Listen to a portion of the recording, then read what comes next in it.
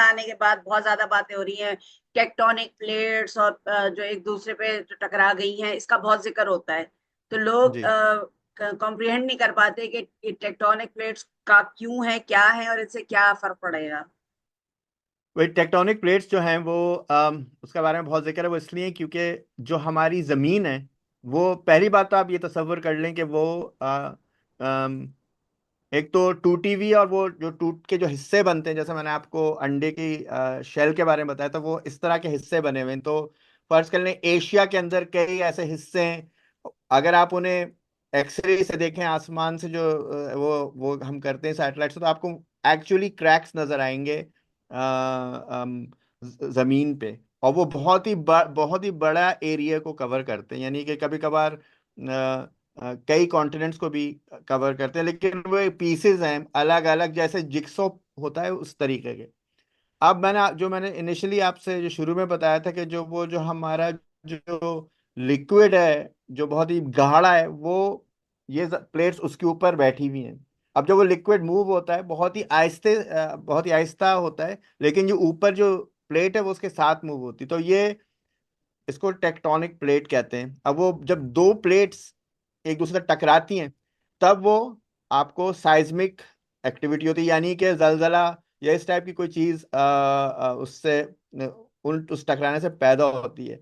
दो दो या तीन किस्म की कलिजन्स होते हैं जो टकराते हैं। एक तो ये कि साइड बाय साइड एक दूसरे से रगड़ती हैं प्लेट्स, या फिर ऊपर नीचे होती हैं। हम्म। तो ये दो मेन किस्म की टेक्टोनिक प्लेट्स की टकराव होता है। अब जब ये होता है तो उन्हें फॉल्ट्स कहते हैं। वो जो क्रैक्स, जो एक्चुअल क्रैक है, उसे फॉल्ट कहते हैं।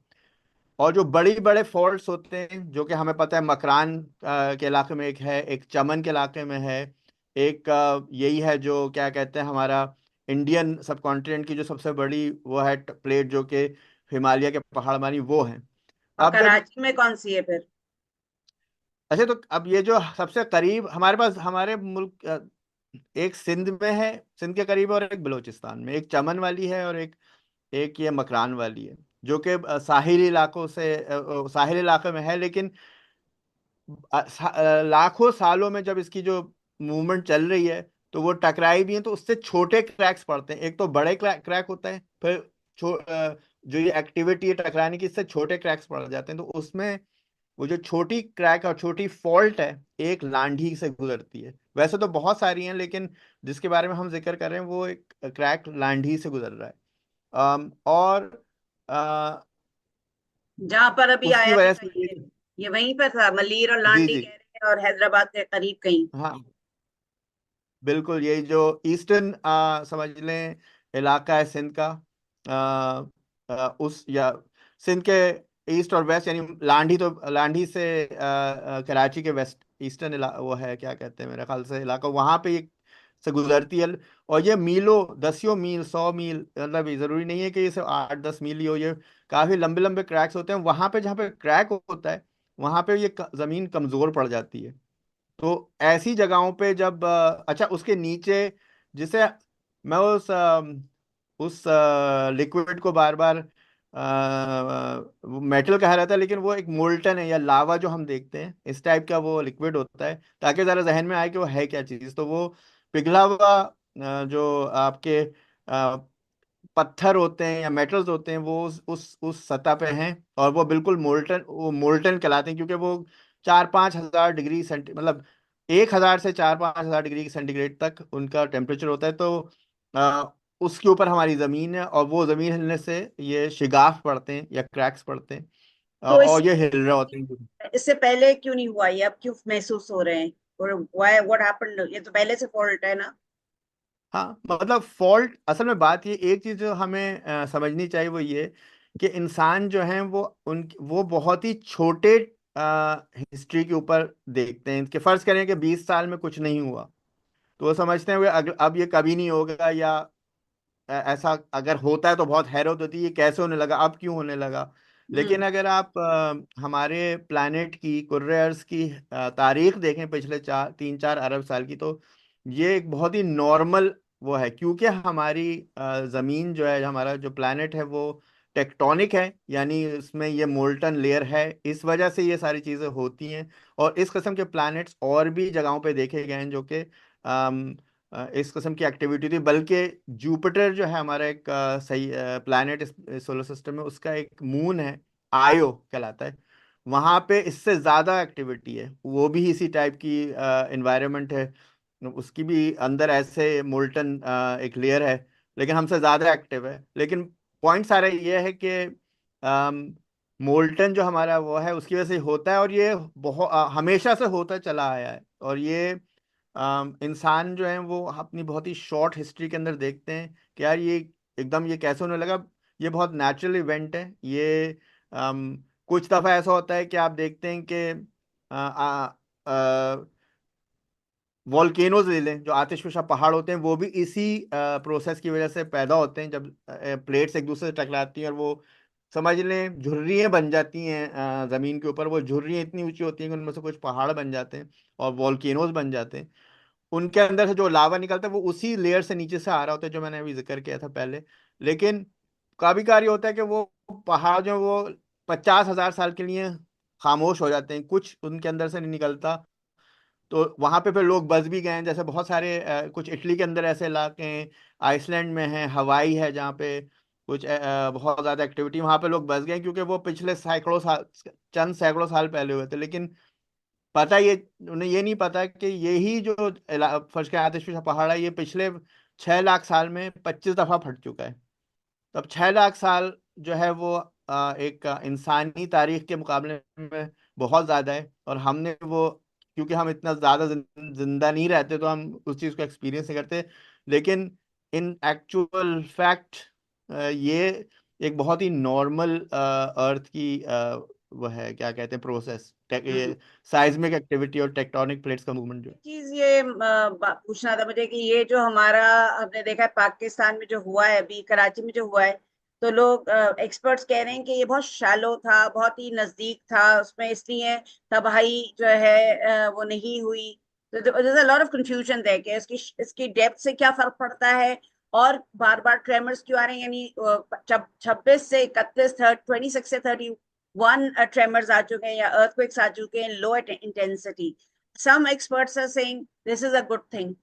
Now, how is it a good thing? वो कहते हैं कि जी उसमें से प्रेशर निकल गया, तो chances of a bigger earthquake coming is lower. तो explain कर दें जरा इसको। है। हाँ, आई मीन एक बात तो ये है कि जो कराची में लांठी वाली है, क्योंकि वो एक बहुत ही माइनर फॉल्ट है, यानी कि एक बड़ी फॉल्ट की छोटा क्रैक है, तो अ, उसी से ये पहली पहली जो इसका गुड न्यूज़ है वो ये कि छोटी फॉल्ट है। तो अगर कोई ट्रेमर्स होते भी हैं या अर्थक्वेक्स आते भी हैं, तो वो लोअर स्केल होते हैं, यानी मेरे ख्याल से 5, रिक्टर स्केल पे 5 है, जो कि इतना ज़रूर तबाहकुन होता है कि बिल्डिंग्स गिर जाएं या कुछ, लेकिन उस लेवल की तबाही नहीं आती जैसे हमने दूसरे, जैसे सुनामी में आई थी, या जो कश्मीर में 2005 या 6 में जो पाकिस्तान के अंदर अर्थक्वेक आया था। अम, उस लेवल के नहीं है, क्योंकि वो मेजर फॉल्ट थी, ये वो माइनर वो नहीं थी फॉल्ट जैसे लांढी वाली है। अच्छा, दूसरी चीज ये कि जो जियोलॉजी होती है जो उस इलाके के अंदर जहाँ पे ये फॉल्ट है, जमीनी सतह पे किस किस्म के पत्थर हैं, उनकी क्या कॉम्पोजिशन है, यानी कि वो ब्रिटल हैं, यानी कि आसानी से टूटने वाले हैं, ज़रा सख्त वाले हैं। जहाँ पे ये ज़्यादा मतलब गहरे क्रस्ट है, वहाँ पे ज़्यादा कूल हुई हुए पत्थर हैं, क्योंकि बहुत सालों तक वो कूल हुए थे, तो वो ज़्यादा सख्त हैं। और हम्म। कुछ इलाकों पे जहाँ पे हमारी ज़मीन की थिकनेस कम है, तो वहाँ पे जो है वो यानी पोटेंशियल ये है कि अर्थक्वेक जब आएगा तो थोड़ा ज़्यादा तबाही होगी। इंसान फिर अगेन हम अपनी तबाही से इसे मेजर करते हैं कि अर्थक्वेक कितना ज़्यादा खतरनाक है। अब आपने गहराई का पूछा, तो वो जो शैलो या ज़रा कम गहरे अर्थक्वेक्स होते हैं, वो ज्यादा महसूस किए जाते हैं, क्योंकि वो सतह से करीब होते हैं। और जो जब एक अर्थक्वेक आता है तो वो एक लहर के फॉर्म में आता है, पी वेव्स होती हैं, एस वेव्स होती हैं, वो एक खास किस्म की टाइप की वेव्स होती हैं, जो कि एक सतह पे चलती हैं और एक एक हॉरिजॉन्टल वेव्स होती हैं, एक वर्टिकल किस्म की वेव्स होती हैं। तो वो दो किस्म की वेव्स होती हैं जब कोई आता है, और वो अगर ज्यादा गहरा ना हो तो वो सतह पे जो सरफेस पे ज्यादा महसूस की जाती हैं। अच्छा, लांढी के अंदर जो आप कह रही थी, वो एक और चीज भी है जो हमारे यहाँ ये है कि ग्राउंड वाटर बहुत निकाला जा रहा है।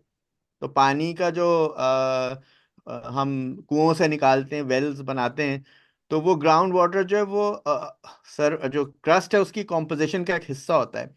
जब आप पानी निकालते हैं तो वहां पे, जहाँ पे पानी जिस जगह पे मौजूद था, वो समझ लें वो कैप्सूल्स थी, या जो गार थे जहाँ पे ये पानी है, और पत्थरों के बीच में जहाँ पे ये अब्जॉर्ब हुआ है, जब आप उस पर से निकालते हैं तो उसके जो स्ट्रक्चर होता है उस जमीन का, उसको आप अफेक्ट करते हैं, और उसका जो एक समझ ले स्ट्रेंथ होती है उस जमीन की, उसको कम कर देते हैं। तो इसलिए कभी कभार जलजला इसलिए मतलब जलजला तो जब भी आता है, अगर एक बहुत बड़ा बम गिरे जमीन पे तो वो झटके बहुत दूर तक महसूस होते हैं। इसी तरह अगर जमीन कहीं पे कोलैप्स कर जाए क्योंकि आपने पानी बहुत निकाल लिया है, उसकी वजह से भी जलजला आ सकता है। Not necessary in this case के वो किसी साइज्मिक एक्टिविटी यानी कि नीचे से कुछ हुआ है, बल्कि सिर्फ इसलिए हुआ क्योंकि हमने इतना पानी निकाल लिया है कि कहीं पे वो जिस उसके ऊपर जहाँ पे लोग रह रहे हैं उसके नीचे जमीन से पानी निकल गया, तो वो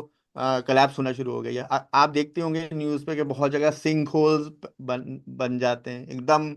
बैठे बैठे घर जो है वो, या कई घर या पूरा इलाका मोहल्ला जमीन में धंस जाता है क्योंकि हमने वहां से पानी निकाल लिया। तो ये सारी चीजें भी हैं, लेकिन इन दिस मेरे ख्याल से लांढी का जो मेन वो है, वहां पे एक फॉल्ट है, और उस फॉल्ट की अपनी एक वो है थोड़ी सी साइज्मिक एक्टिविटी, यानी कि जल्जलों का एक सिलसिला चल रहा है, और उसकी वजूहत बहुत सारी हो सकती हैं। वो कुछ उसका लिंक हो सकता है मकरान जो वो है फॉल्ट, बड़ी फॉल्ट जिसका वो एक हिस्सा है।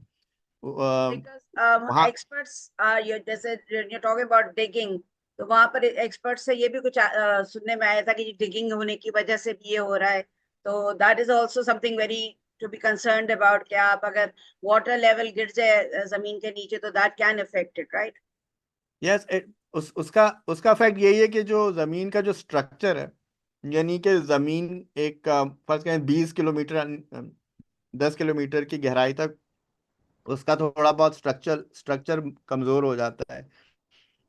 होने का खदशा होता है। अब डिपेंड करता है कि कितना पानी निकाले, लेकिन एक फैक्टर है ये, I mean it is known, लेकिन उससे इतने बड़े खतरनाक जो वो हैं क्या कहते हैं जलजला आने का इतनी ज़्यादा चांसेस नहीं होते। आम तौर पे जो जलजला आता है वो अ, जब टेक्टोनिक प्लेट्स, जो हम कहते हैं दो अलग प्लेट्स होती हैं, वो अगर एक ऑपोजिट सिम्त में चलें तो फिर वो एक दूसरे से या तो रगड़ती हैं, तो उसकी वजह से क्या कहते हैं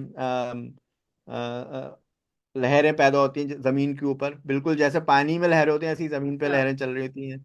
और या फिर ऊपर नीचे। आप इसके अंदर एक चीज ये जिक्र कर रही थी कि जो अगर मटेरियल जो है जिस पे हम जहाँ से पानी निकाल रहे हैं, अगर उस मटेरियल की जो वो है कॉम्पोजिशन, या जिस चीज से वो बना है वो चेंज हो जाए, तो वो ग्रेविटी भी उससे अफेक्ट होती है उसकी। तो कुछ केसेस में उसके जो हिलने की जो ऊपर नीचे की जो मूवमेंट होता है वो तेज हो जाता है क्योंकि ग्रेविटी ज्यादा तेजी से उस पर एक्ट कर रही होती है।